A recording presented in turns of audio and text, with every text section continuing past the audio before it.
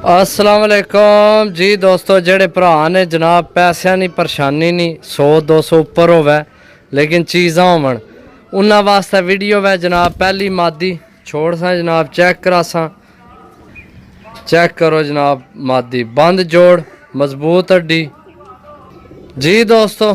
दूसरी फिर मादी सही है, मजबूत हड्डी बंद जोड़ नवे परां विच।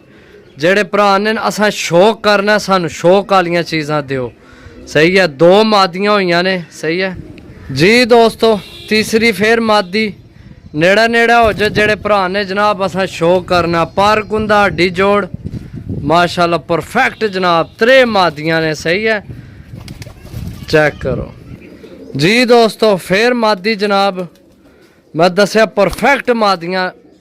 यकीन करो जेड़े भरा ने ना असा शौक करना, शौक वाली चीज़ दियो। उन्होंने भरावां वास्ते वीडियो वे। सही है, चेक करो जनाब। सही है, 4 मादियां जी दोस्तों। 5वीं भी मादी माशाल्लाह। अच्छा मजे की गल है जनाब, बिल्कुल यंग न यंग। सही है, जिसने घर लगसन एक बार चसा करासन, ना चसा कराण दे जनाब फिर गल करे।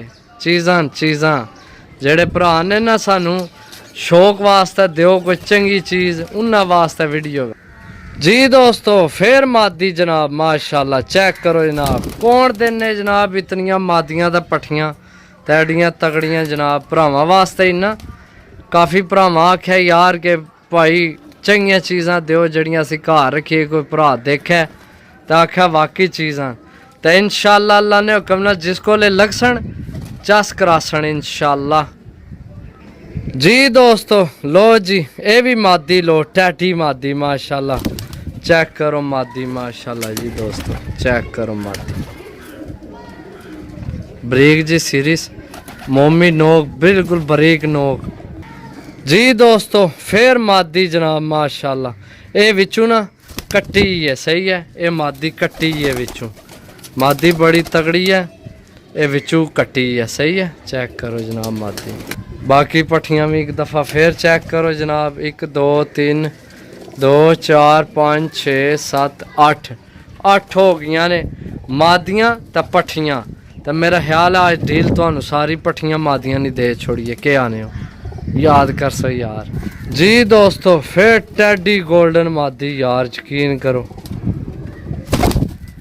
चेक करो जनाब मादी, चेक करो। मुँह पूरा कर लिया, बड़ा मसला है। साइज चेक करो यार मादी ना, ओ ऊपर चमुट गई है। लो जी दोस्तों माशाल्लाह। फिर जनाब ये लगना पट्ठा है, कड्डी में पट्ठी है। चलो बहरहाल जान दो जनाब। चेक करो ना, नहीं पट्ठी है जी, पट्ठी है। लो जी जनाब 10 नहीं 10 पट्ठियां तो मादियां फॉर सेल। लोकेशन ज़िला गुजरात, तहसील सराय आलमगीर, ग्रां पिंड भुआंज, कारगो अल्लाह ने हुक्म नाल आर पाकिस्तान। जिथे किसी भरा आख्या जनाब कारगो करासा। सही है, बाकी जनाब मिलसा अगली वीडियो तब तक।